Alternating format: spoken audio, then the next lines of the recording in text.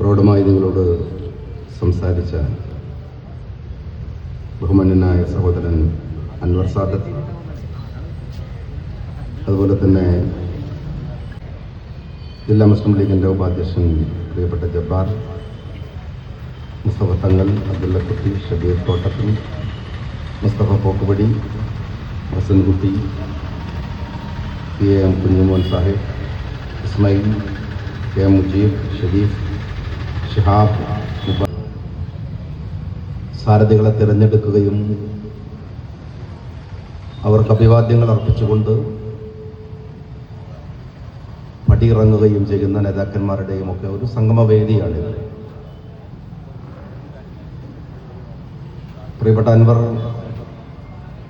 അനിവാര്യമായ പ്രൗഢമായ പ്രസംഗം ഇവിടെ നടത്തിക്കഴിഞ്ഞു. നമുക്കറിയാം, ഈ മാസം CH മുഹമ്മദ് കോയ സാഹിബിനെ ഓർക്കുന്ന, CHന്റെ പേരിൽ വിചാരപ്പെടുന്ന ഒരു മാസം കൂടിയാണ്. ഞാൻ ഇന്ന് രാവിലെ കോഴിക്കോട് ബഹുമാനനായ സാദിഖ് അലി ശിഹാബ് തങ്ങളടക്കം പങ്കെടുത്ത ഒരു പരിപാടി ഉണ്ടായിരുന്നു. അബുദാബിയിലെ കോഴിക്കോട് ജില്ലാ KMCC CH സെന്ററിന് നൽകുന്ന ഓട്ടിസം ബാധിച്ചവർക്കുള്ള ഒരു കേന്ദ്രത്തിന്റെ ഒരു വലിയ തുക കൈമാറുന്ന ഒരു പരിപാടിയായിരുന്നു. സാദിഖ് അലി തങ്ങൾ ആ പരിപാടി പറഞ്ഞത്, സംസാരിച്ചത് മുഴുവൻ CHനെ കുറിച്ചായിരുന്നു.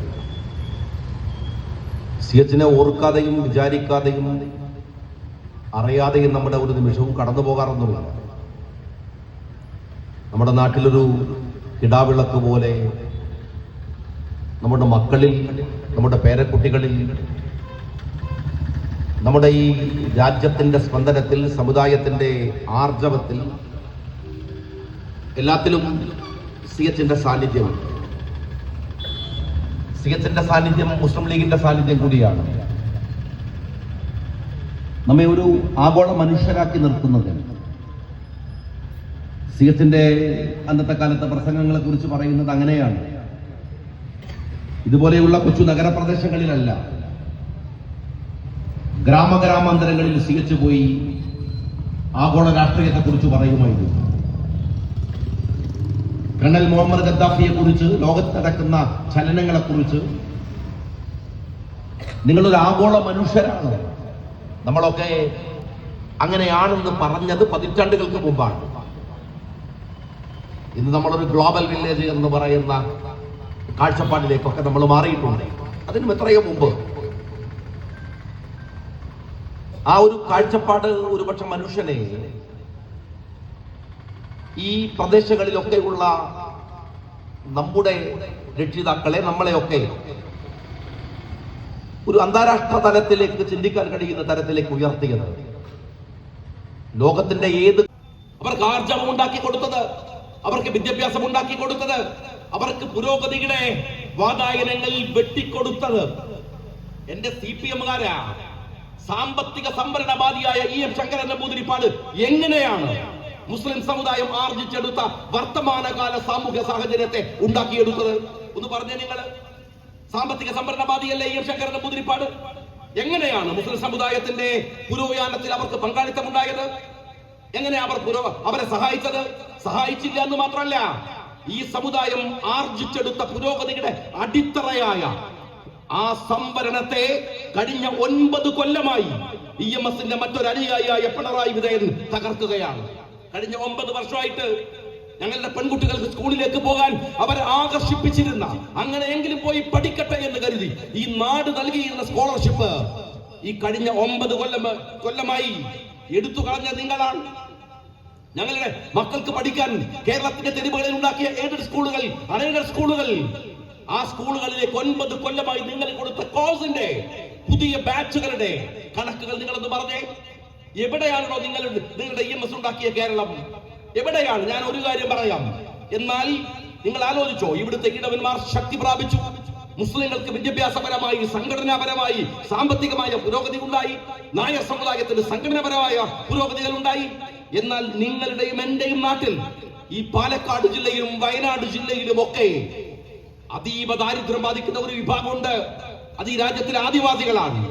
പറയാൻ കഴിയുമോ കമ്മ്യൂണിസ്റ്റുകാരന് ആ ആദിവാസി സമൂഹത്തിന് നട്ടലുണ്ടാക്കി കൊടുത്തത്, അവർക്ക് ശക്തി ഉണ്ടാക്കി കൊടുത്തത് നിങ്ങളാണെന്ന്? അതവർക്കില്ലല്ലോ. അവർ സംഘടിതരല്ലല്ലോ. അവരുടെ വിദ്യാഭ്യാസത്തിന്റെ സ്ഥിതി എന്താണ്? ഇപ്പോഴും എത്ര ശതമാനം ആദിവാസി കുട്ടികളാണ് സ്കൂളിന്റെ പടി കയറുന്നത് എന്ന് സഖാക്കൾ പരിശോധിച്ച് നോക്കിയിട്ടുണ്ടോ?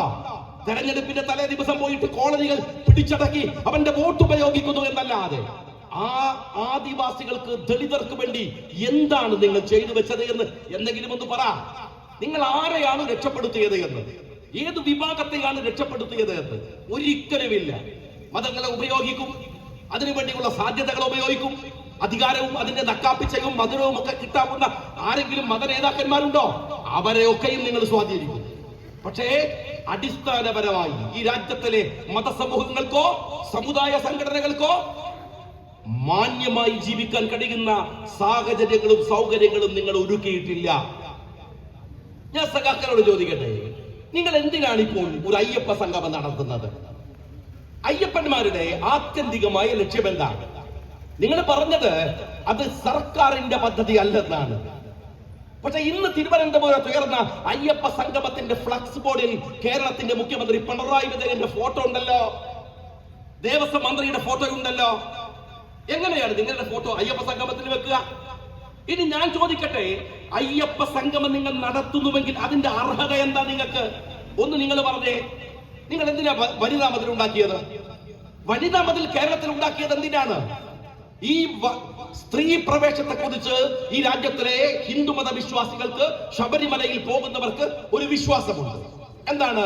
10 വയസ്സിന് താഴെയുള്ള പെൺകുട്ടികൾ, 50 വയസ്സിന് മുകളിലുള്ള സ്ത്രീകൾ, അതിനിടയിലുള്ളവർ അമ്പലത്തിൽ കയറരുത്. അപ്പൊ ഒരുത്തൻ ചോദിക്കാൻ, എന്താ കയറിയാൽ? ഞാനൊരു കാര്യം ചോദിക്കട്ടെ, ഓരോ മതത്തിനകത്തുമുള്ള വിശ്വാസങ്ങൾ, ആചാരങ്ങൾ ആ മതത്തിന്റെ നേതൃത്വമല്ലേ തീരുമാനിക്കേണ്ടത്? ആ വിശ്വാസികളല്ലേ തീരുമാനിക്കേണ്ടത്? സർക്കാരാണോ? സർക്കാരിന് മതവിശ്വാസങ്ങളിൽ കൈകടത്താനുള്ള എന്ത് അവകാശമാണ് ഈ രാജ്യത്തിലെ ഭരണഘടന? പിണറായി വിജയനല്ല, അതിനപ്പുറത്തുള്ള തമ്പുരാക്കന്മാർക്കും അനുവദിച്ചു കൊടുത്തിട്ടുള്ളത് ഇല്ലല്ലോ. അതാ മതവിശ്വാസികൾ തീരുമാനിക്കും, അത് അവരുടെ അവകാശമല്ലേ? ഞാൻ ചോദിക്കട്ടെ, മുസ്ലിങ്ങള്, ആ സമയത്ത് ഞാൻ പറഞ്ഞിരുന്നു, മുസ്ലിങ്ങൾക്ക് എന്തെല്ലാം വിശ്വാസങ്ങളുണ്ട്, ആചാര രീതികളുണ്ട്. ഇതെങ്ങനെയാണ് ഉണ്ടാകുന്നത്? അന്ന് വനിതാ മതിൽ കെട്ടിയിട്ട് CPM-കാരാ നിങ്ങൾ ചെയ്ത തോന്നിവാസം എന്താണെന്നറിയോ? ആ വനിതാ മതിലിൽ പർദ്ദയിട്ട മാപ്പിള പെണ്ണുങ്ങളെ നിർത്തിയിട്ട് നിന്റെ കൈരളി അത് പ്രസിദ്ധീകരിച്ചു. മാപ്പിളക്ക് എന്താ അവിടെ കാര്യം? ഇവിടുത്തെ ശബരിമലയിൽ സ്ത്രീകൾ കയറണ്ടേ എന്ന ചോദ്യത്തിന് ഇവിടുത്തെ മുസ്ലിമിന് എന്താ കാര്യം? മുസ്ലിമിന്റെ പണിയെടുത്താ പോരെ? അവന്റെ മതത്തിന്റെ കാര്യം അവൻ നോക്കിയാ പോരെ? മറ്റൊരു മതവിശ്വാസിയുടെ ആചാരങ്ങളിലും രീതികളിലുമാണോ അവൻ ഇടപെടേണ്ടത്? അതാണോ മര്യാദ? അങ്ങനെ ചെയ്യാൻ പാടുണ്ടോ? ഇവിടുത്തെ പള്ളികളിൽ നിന്ന് ഇതാ ഇവിടെ ബാങ്ക് കേട്ടല്ലോ നിങ്ങൾ. എങ്ങനെ പള്ളികളിൽ നിന്ന് ബാങ്ക് കൊടുക്കുന്നത്? ഇന്ന് വരെ ഏതെങ്കിലും ഒരു പള്ളിയിൽ നിന്ന് ഒരു സ്ത്രീ ബാങ്ക് കൊടുക്കുന്നത് നിങ്ങൾ കേട്ടിട്ടുണ്ടോ?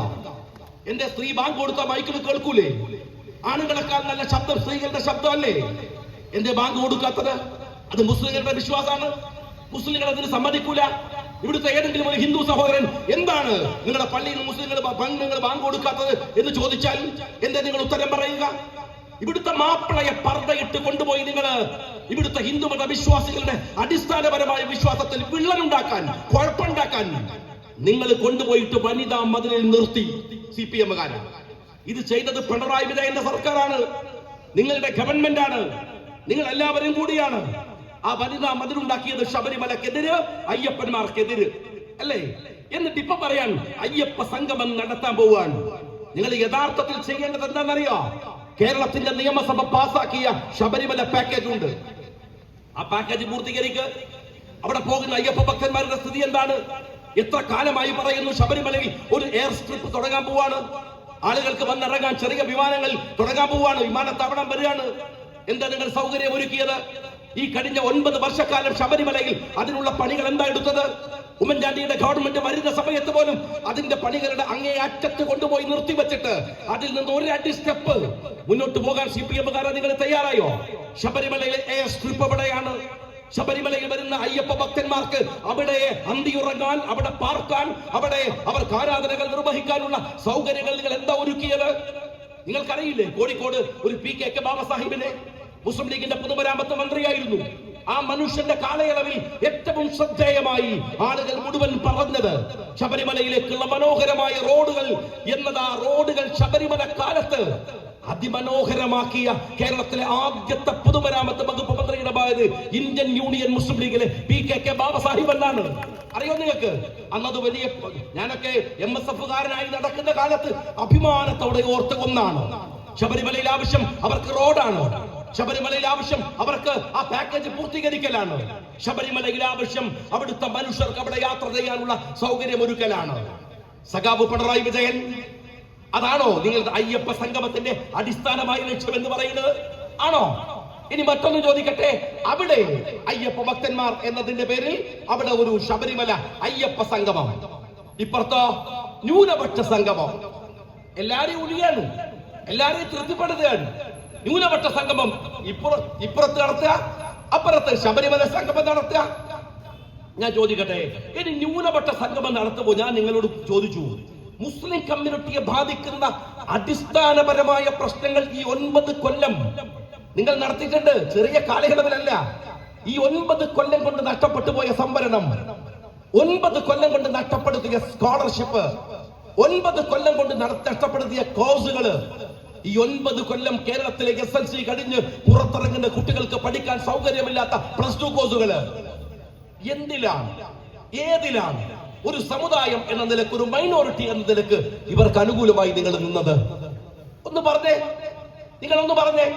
ഒന്നും ചെയ്തില്ല എന്ന് മാത്രമല്ല, എന്നിട്ടോ അവസാനം സാമൂഹ്യ നീതിയുടെ അസ്ഥിവാരം പിടിതെറിയുന്ന ഒരു സമുദായത്തിന് നേരെയുള്ള ഏറ്റവും കടുത്ത ആക്രമണം ലജ്ജയില്ലാതെ നടപ്പിൽ വരുത്തിയ പിണറായി വിജയൻ സർക്കാർ ഇപ്പോഴിതാ ന്യൂനപക്ഷ സംഗമവും നടത്താൻ പോവാണ്.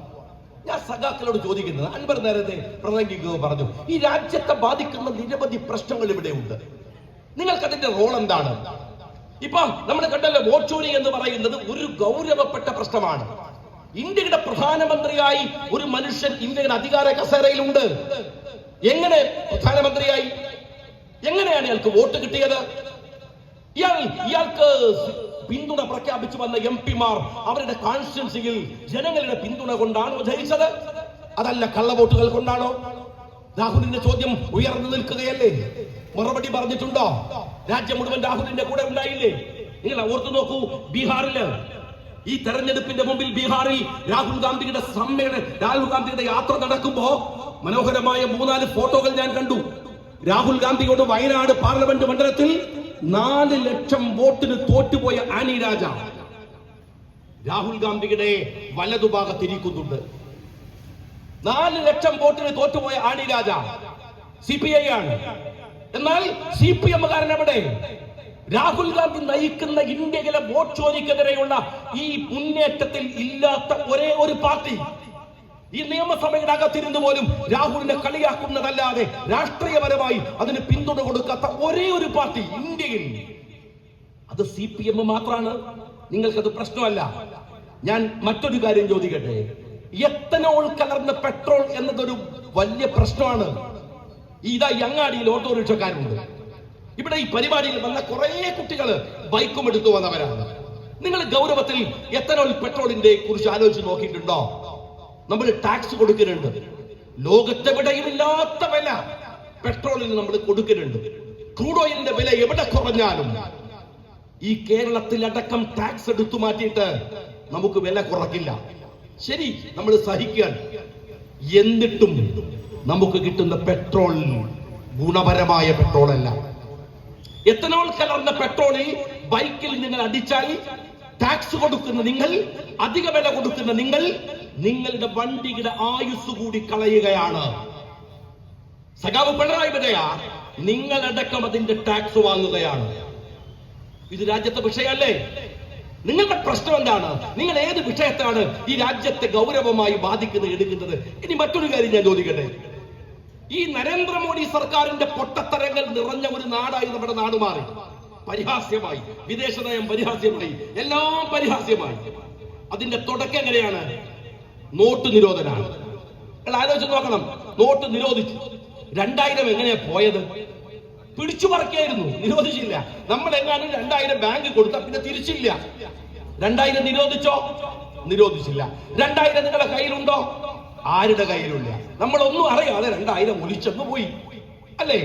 നോട്ട് നിരോധനത്തിൽ BJP ചെയ്ത പൊട്ടത്തരത്തിന് സമാനമായ മറ്റൊരു പൊട്ടത്തരമാണ് GST.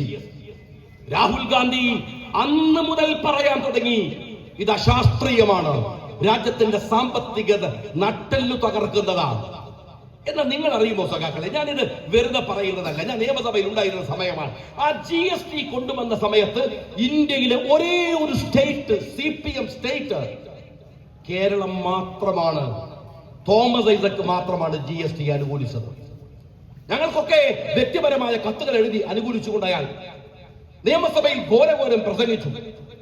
തമിഴ്നാട് എതിർത്തു, കർണാടക എതിർത്തു, എല്ലാവരും. കർണാടക എതിർത്തില്ല, കർണാടകയിൽ അന്ന് BJP ഗവൺമെന്റ് ആയിരുന്നു. തമിഴ്നാട്ടിലടക്കം എല്ലാവരും എതിർത്തു, GST ന്യായീകരിച്ചു. രാഹുൽ ഗാന്ധി എന്താണോ പറഞ്ഞത് അത് അച്ചട്ടായി. GST പിൻവലിക്കേണ്ടി വന്നു കേന്ദ്രത്തിന്. GST പിൻവലിച്ചപ്പോ നിങ്ങൾ അനുഭവിച്ച സൗകര്യം എന്താ? ഞങ്ങള് കാറുകൾക്ക് ഒരു ഫോർച്യൂൺ കാർ മുതൽ ഇന്നോവ കാർ മുതൽ ചെറിയ വണ്ടി വരെ 2 ലക്ഷം, 3 ലക്ഷം, 4 ലക്ഷം നിങ്ങളുടെ കണ്ണിന്റെ മുമ്പിൽ നിന്ന് കുറഞ്ഞു. എന്നാൽ GST പിൻവലിക്കാൻ പാടില്ല എന്ന് പരസ്യ പോസ്റ്റ് ഇട്ടത് CPM ആണ്. തോമസ് ഐസക്കാണ്. മനുഷ്യന്റെ കയ്യിൽ നിന്ന് പണം പിഴിഞ്ഞെടുക്കണം, അല്ലാതെ എങ്ങനെ ഭരിക്കുമെന്ന് ചോദിച്ചത് തോമസ് ഐസക്കാണ്. നിങ്ങൾ ആലോചിച്ച് നോക്ക്, വേറെ ആരാണെങ്കിലും നമുക്ക് മനസ്സിലാക്കാൻ ഒരു CPM-കാരൻ GST പോലെ സെൻട്രൽ ഗവൺമെന്റ് മനുഷ്യരെ പച്ചക്ക് കൊള്ളയടിക്കുന്ന ഒരു നിലപാട് കൊണ്ടുവന്നപ്പോ ആ നിലപാട് നിർബന്ധിത സാഹചര്യത്തിൽ സെൻട്രൽ ഗവൺമെന്റ് പിൻവലിക്കേണ്ടി വന്നപ്പോ അത് തെറ്റാണ് എന്ന് പറഞ്ഞ ഇന്ത്യയിലെ ഏക പൊട്ടൻ പാർട്ടി എന്ന് പറയുന്നത് CPM ആണ്. നിങ്ങൾ ആലോചിച്ച് നോക്കണം. ഇതൊന്നും നിങ്ങൾക്ക് വിഷയമല്ല. വിഷയം എന്താ? നിങ്ങൾ മന്ത്രിമാരെ ബഹു എന്നോ ബഹുമാനപ്പെട്ടവർ എന്നോ പറയണം. എന്റെ സഖാക്കളെ, 9 കൊല്ലം ഈ രാജ്യം ഭരിച്ചിട്ട് നിങ്ങളുടെ മന്ത്രിയെ നാട്ടുകാരെ ബഹുമാനിക്കാൻ പഠിച്ചിട്ടില്ല, അല്ലെങ്കിൽ ബഹുമാനിക്കുന്നില്ല എന്ന് പറഞ്ഞാൽ അത് നിങ്ങളുടെ മാത്രം കുഴപ്പമില്ലേ? നിങ്ങൾ ആലോചിച്ച് നോക്ക്. നിങ്ങൾ സർക്കുലർ ഇറക്കുകയാണ്. നിങ്ങൾ ഈ മലയാള നിഘണ്ടുവിന് ബഹുമാനം എന്നതിന് അർത്ഥം എന്താ നോക്കിയാ? ഞാനത് അടിച്ചു നോക്കി. ഞാൻ വരുന്ന വഴിക്ക് അത് അടിച്ചു നോക്കി. എന്താ? ഞങ്ങള് ആദരിക്കേണ്ടവരെ കാണുമ്പോൾ മറ്റുള്ളവർക്ക് തോന്നുന്ന വികാരത്തിന്റെ പേരാണ് ബഹുമാനം. മനസ്സിലായി? നിങ്ങളെ കയ്യിലില്ലേ, ഗൂഗിളില്ലേ, നിഘണ്ടുല്ലേ, സെർച്ച് ചെയ്തൊക്കെ. ബഹുമാനം എന്ന് പറഞ്ഞാൽ ആദരിക്കേണ്ടവരെ കാണുമ്പോൾ മറ്റുള്ളവർക്ക് തോന്നുന്ന വികാരത്തിന്റെ പേരാണ് ബഹുമാനം എന്ന് പറയുന്നത്. മലയാള നിഘണ്ടുവിലാണ്. എങ്ങനെയാണോ പിന്നെ 9 കൊല്ലം ഭരിച്ചത് എന്നോട് ബഹുമാനം ഉണ്ടാവുക? ഇത് മനസ്സിന് തോന്നണ്ടേ? റോട്ടുമൽ ഇറങ്ങാൻ നായ കടിക്കുകയാണ്. ഈ നായന്റെ കടി കൊള്ളുന്നോന് ഏതെങ്കിലും ഒരു മന്ത്രിയോട്, എന്റെ സർക്കാരിനോട് ബഹുമാനം ഉണ്ടാവുമോ? ഈ തെരുവുനായുടെ കേട്ടോ, KCB ആഫീസിൽ പോയിട്ട് കറണ്ടിന്റെ ബില്ല് ഒരു പ്രാവശ്യം അടച്ചോൻ ആ മന്ത്രിയെ ജന്മത്തിൽ ന്യായീകരിക്കോ, ബഹുമാനിക്കോ? സപ്ലൈകോയിൽ പോയിട്ട് ഒരു സാധനവും കിട്ടാതെ സഞ്ചിയായിട്ട് വീട്ടിലേക്ക് പോകുന്നവൻ നിന്റെ മന്ത്രിയെ ബഹുമാനിക്കോ? ആശുപത്രി പോയാൽ ഒരു മരുന്ന് പോലും കൊടുക്കാനില്ലാത്ത നിന്റെ സർക്കാരിലെ ഏത് മന്ത്രിയാണ് അവര് ബഹുമാനിക്കുക? പഠിക്കാൻ +2-ന് സീറ്റ് കിട്ടാതെ അലഞ്ഞു നടക്കുന്ന ഏത് കുട്ടിയാണ് സഖാവേ നിങ്ങളെ ബഹുമാനിക്കുക? സ്റ്റേഷനിൽ പോയാൽ എന്തിനാണ് നിങ്ങളത്? ഒരു മനുഷ്യരോട് എന്റെ പോലീസ് സ്റ്റേഷൻ മാന്യമായി പെരുമാറിയിട്ടുണ്ടെങ്കിൽ എന്തിനാ CCTV? അതിന്റെ ദൃശ്യങ്ങൾ, ആ ദൃശ്യങ്ങൾക്ക് വേണ്ടി അപേക്ഷകൾ, CCTV ദൃശ്യങ്ങൾക്ക് വേണ്ടി അപേക്ഷകൾ കുമിഞ്ഞുകൂടുകയാണ്. സഖാവ് പിണറായി വിജയ, നിങ്ങൾ വെടിവെച്ചു കൊന്നത് 8 കമ്മ്യൂണിസ്റ്റുകളെയാണ്, നക്സലൈറ്റുകളെയാണ്. മിസ്റ്റർ വിജയൻ, അത് നെഹ്റുവിന്റെ ഇന്ത്യ അല്ല. പിണറായിയുടെ കേരളമാണ്. ഒരു കാര്യം കൂടെ പിണറായി വിജയൻ ഓർക്കണം. പിണറായി വിജയന്റെ കേരളം പോലെ ആയിരുന്നു നെഹ്റുവിന്റെ ഇന്ത്യയെങ്കിൽ മുഖ്യമന്ത്രിയാവാൻ നിങ്ങൾ കാണുമായിരുന്നില്ല. കാരണം നിങ്ങളാണ് 8 കമ്മ്യൂണിസ്റ്റുകളെ ഇവിടെ വെടിവെച്ച് കൊന്നത്. 8 കമ്മ്യൂണിസ്റ്റുകളെ, നിങ്ങളുടെ സ്വന്തം വർഗത്തിൽപ്പെട്ട 8 പേരെ ഓടിച്ചിട്ട് വിട്ട് പിറകിൽ നിന്ന് പോലീസിനെ കൊണ്ട് വെടിവെച്ച് കൊന്നത് ഈ പിണറായി വിജയനാണ്. എന്നിട്ട് ഉളുപ്പില്ലാതെ പറയാണ് ഞങ്ങള് നെഹ്റുവിന്റെ ഇന്ത്യയിൽ നിന്ന് പീഡനം ഏറ്റുവാങ്ങിയെന്ന്. ഞാൻ ചോദിക്കട്ടെ, എത്ര നിരപരാധികൾ കേരളത്തിന്റെ ജയിലിലുണ്ട്? ഇവരുടെ പേരിൽ UAPA ചാർത്തിയത് ഈ നെഹ്റുവിന്റെ ഇന്ത്യയാണോ? നെഹ്റുവിന്റെ പോലീസാണോ? അല്ല. അല്ലല്ലോ മിസ്റ്റർ പിണറായി വിജയൻ. സഖാവ് പിണറായി വിജയന്റെ പോലീസ് അല്ലേ? അലൻ താഹയും കമ്മ്യൂണിസ്റ്റ് അല്ലേ? അലൻ താഹയും സഖാവല്ലേ? ലീഗ് അല്ലല്ലോ, കോൺഗ്രസ് അല്ലല്ലോ, ജനതാദള് പോലും അല്ലല്ലോ, സഖാവല്ലേ? ആ അലനെയും താഹയെയും UAP-യെ ചാർത്തിട്ട് ജയിലിന്റെ ഇരുട്ടറയിലേക്ക് തള്ളിയത് നെഹ്റുവിന്റെ ഇന്ത്യ അല്ല, പിണറായി വിജയന്റെ കേരളമാണ്. നിങ്ങളുടെ ഈ നാട്ടിൽ നടക്കുന്നത് നിങ്ങൾ അറിയോ? വളയം നിങ്ങൾക്ക് പട്ടാമ്പിക്കാർക്ക് അറിയാലോ. വളയം എന്ന് പറയുന്നത് നാദാപുരം പഞ്ചായത്തിനോട് ചേർന്ന് നിൽക്കുന്ന ഒരു പ്രദേശമാണ്. ആ വളയത്ത് കഴിഞ്ഞ ഓണത്തിന്റെ ദിവസം ഏതോ പിള്ളേര് ബൈക്ക് ഓവർ സ്പീഡിൽ ഡ്രൈവ് ചെയ്ത് പോകുമ്പോ അവിടുന്ന് രണ്ടുപേര് കമന്റ് ചെയ്തപ്പോ സ്വാഭാവികമായി അത് അടിയിലേക്ക് പോകും. FIR-ലുണ്ട് കൈ കൊണ്ടുള്ള അടി, മാരകായുധം പ്രയോഗിച്ചു എന്നൊന്നുമല്ല, ഒരു നാട്ടുതല്ല്.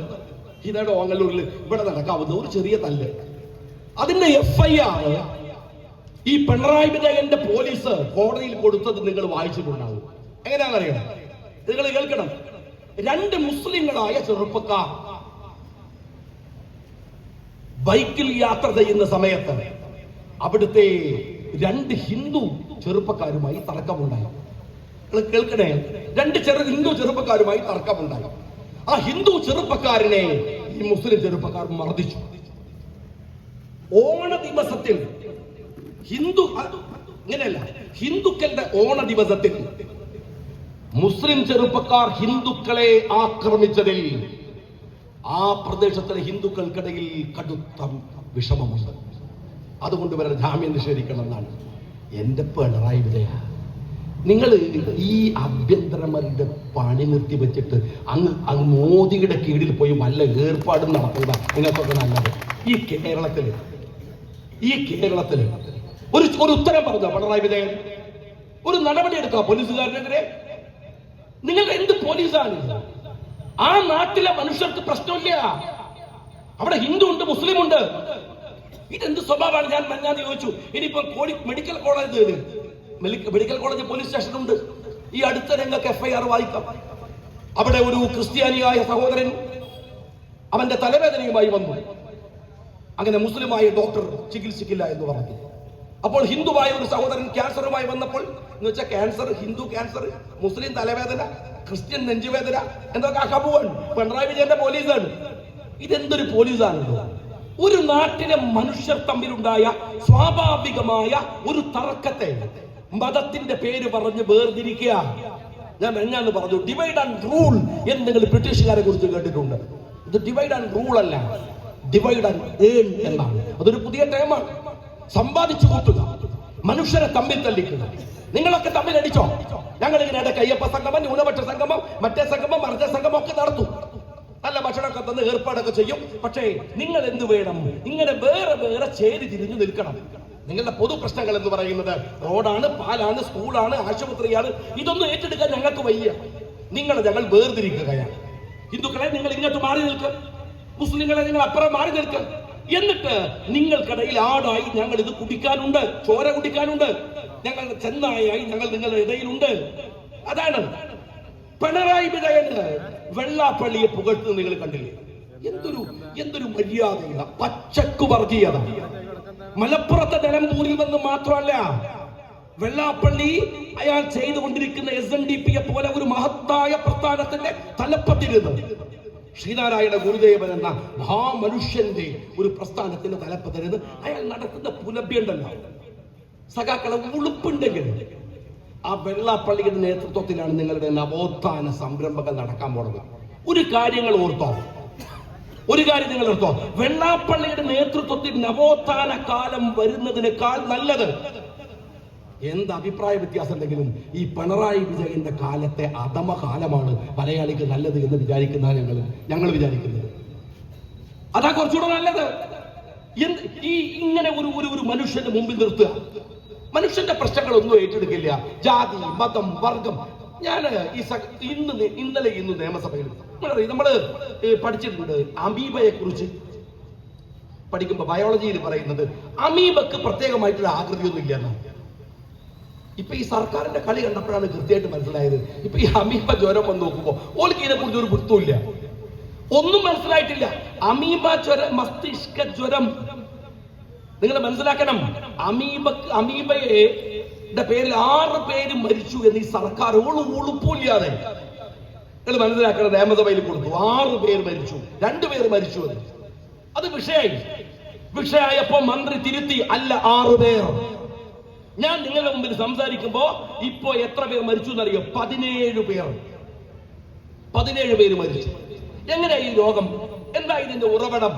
മന്ത്രി പറയാൻ വലിയ വിദഗ്ധ മാതിരി മന്ത്രി പറയാൻ, വെള്ളത്തിൽ കുളിക്കുമ്പോൾ അതിശക്തമായി മൂക്കുവഴി അമീബ തലച്ചോറിലേക്ക് കയറുകയാണ്.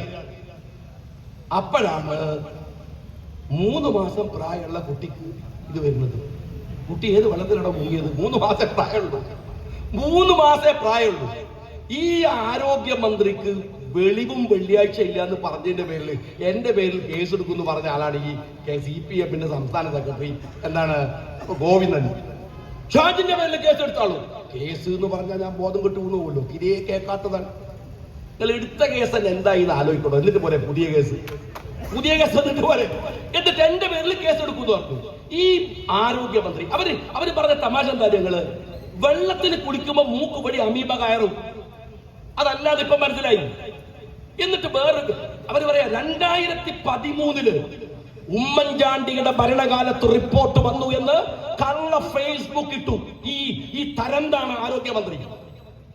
സാമാന്യ മര്യാദ വേണ്ട. ആരോഗ്യ വിദഗ്ധന് പറഞ്ഞു, അല്ല 2018 റിപ്പോർട്ട് വന്നത്. 2013 ഉമ്മൻചാണ്ടിയുടെ ഗവൺമെന്റ് പഠിക്കാൻ ഒരു വിദഗ്ധ സംഘത്തെ ചുമതലപ്പെടുത്തി. പക്ഷെ റിപ്പോർട്ട് വരുന്നത് 2018 അന്ന് ഈ പോങ്ങ മന്ത്രിയാണ് കേരളത്തിന്റെ ആരോഗ്യമന്ത്രിയായിട്ടുണ്ടായിരുന്നത്, അല്ലെങ്കിൽ ഇടതുപക്ഷത്തിന്റെ മന്ത്രിയായിട്ടുണ്ടായിരുന്നത് ഇടതുപക്ഷത്തിന്റെ മന്ത്രിയാണ്, അല്ലാതെ വേറെ ആരുമല്ല. എന്നിട്ട് ഒരു ഉളുപ്പില്ലാതെ കള്ളത്തരം പറഞ്ഞു. ഇന്നലെ നിയമസഭയിൽ പറഞ്ഞ വേറെ വർത്തമാനങ്ങൾ കേട്ടോ? സർക്കാർ ആശുപത്രിയിലെ OP-യിൽ ഒരു മന്ത്രി പറയാൻ, OP-യിൽ 2015-2016 8 കോടി രോഗികളായിരുന്നു വന്നിരുന്നത്. നിങ്ങളിത് ശ്രദ്ധിച്ച് കേൾക്കണം. എന്നാൽ ഇക്കൊല്ലം അത് 13 കോടിയായി. 13 കോടിയായി. സ്നേഹമുള്ളവരെ, ഒരു ചെറിയ കണക്ക് ഞാൻ പറയാം. കേരളത്തിലെ മൊത്തം ജനസംഖ്യ എത്രയാണ്? 3.5 കോടിയാണ്. അതിലൊരു 50 ലക്ഷം എങ്ങനെയാണ്? നമ്മൾ പ്രൈവറ്റ് ആശുപത്രിയിൽ പോകുന്നവരും വിദേശത്ത് പോകുന്നവരും നാട്ടിലില്ലാത്തവരൊക്കെ ആയിട്ട് മിനിമം ഒരു 50 ലക്ഷം ആളുണ്ടാവുന്ന കൂട്ടുക.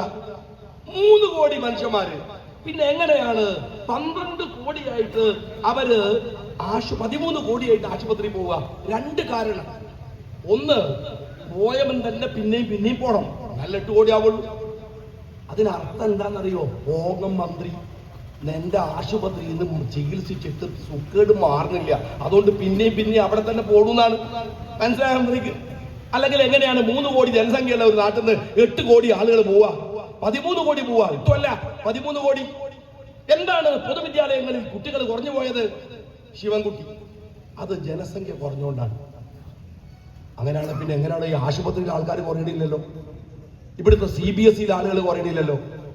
നിങ്ങൾ യഥാർത്ഥത്തിൽ ഈ കണക്കുകൾ പറഞ്ഞിട്ട് നിങ്ങൾ ആരെയാണ് വിഡ്ഢിയാക്കാൻ ശ്രമിക്കുന്നത്? എന്നിട്ട് പറയാണ് കേരളം ആരോഗ്യ രംഗത്ത് 1ാമത്.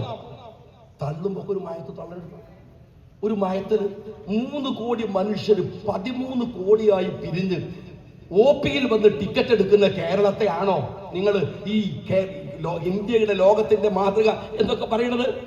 എന്നിട്ട് ഈ വിടുവായ മന്ത്രിയെ ന്യായീകരിക്കാൻ കുറെ സഖാക്കളും കഷ്ടാണ്. ഇന്നിപ്പോ എന്താണ് ഒരു ട്രോളയാണ് എന്നുവെച്ചാൽ ഈ മരണശേഷം 1000-ഓളം വരുന്ന സഖാക്കൾ അവരുടെ ശരീരം ആശുപത്രികൾക്ക് കുട്ടികൾക്ക് പഠനാവശ്യത്തിന് കൊടുക്കാൻ വേണ്ടി തീരുമാനിച്ചു എന്നാണ്. അപ്പൊ അതിന് വന്ന ട്രോൾ എന്താ അറിയോ? ഒരു കുട്ടി ഇത് വാർത്ത കേട്ടിട്ട് മെഡിക്കൽ വിദ്യാർത്ഥി പറയാണ്, തലച്ചോറില്ലാത്ത ബോഡി കിട്ടിയിട്ടെന്താ കാര്യം? സ്നേഹമുള്ളവരെ, രാജ്യത്തിലെ അടിസ്ഥാനപരമായ കാര്യങ്ങളെ കുറിച്ച് ഈ ഫേസ്ബുക്കിലും വാട്സാപ്പിലും ഒക്കെ ഇരുന്നിട്ട് വെറുതെ അന്തം കമ്മികളെ ന്യായീകരിക്കുന്നതിന് ബദലായി വസ്തുതാപരമായ രാഷ്ട്രീയത്തെ വിലയിരുത്താൻ കഴിയണമെന്നാണ്. ഒപ്പം ഞാൻ നിങ്ങളോട് പറയുന്നത്, ഈ രാഷ്ട്രീയത്തിലെ കൊടുക്കൽ വാങ്ങലുകളുടെയോ അംഗബലങ്ങളുടെയോ പ്രശ്നമല്ല, അവയറായി നിൽക്കുക എന്നുള്ളതാണ്. ഞാൻ യൂത്ത് ലീഗുകാരെന്ന് പറയുന്നു. 2 പ്രശ്നങ്ങൾ ഞാൻ ആദ്യമേ പറഞ്ഞു. ഒന്ന്, ഐഡന്റിറ്റി പൊളിറ്റിക്സിൽ നിന്നും സാമുദായിക രാഷ്ട്രീയത്തെ മുസ്ലിം ലീഗ് ഉയർത്തുന്നതിന്റെ അടിസ്ഥാനം എന്താണ്? രണ്ടാമതാണ് ഇസ്സത്തോടെ ജീവിക്കാൻ ആത്മാഭിമാനത്തെ പണയപ്പെടുത്തിയിട്ടല്ല വേണ്ടത് എന്ന CH ഓർമ്മപ്പെടുത്തിയ ആർജവബോധത്തോടെ വരുന്ന കാലത്ത് യൂത്ത് ലീഗിനെ നയിക്കാൻ പുതിയ കുട്ടികൾക്ക് കഴിയട്ടെ എന്ന് പ്രാർത്ഥിച്ചുകൊണ്ട് അഭിവാദ്യങ്ങൾ നിർത്തുന്നു. ഉദ്ഘാടനം ചെയ്യാൻ അറിയിക്കുന്നു.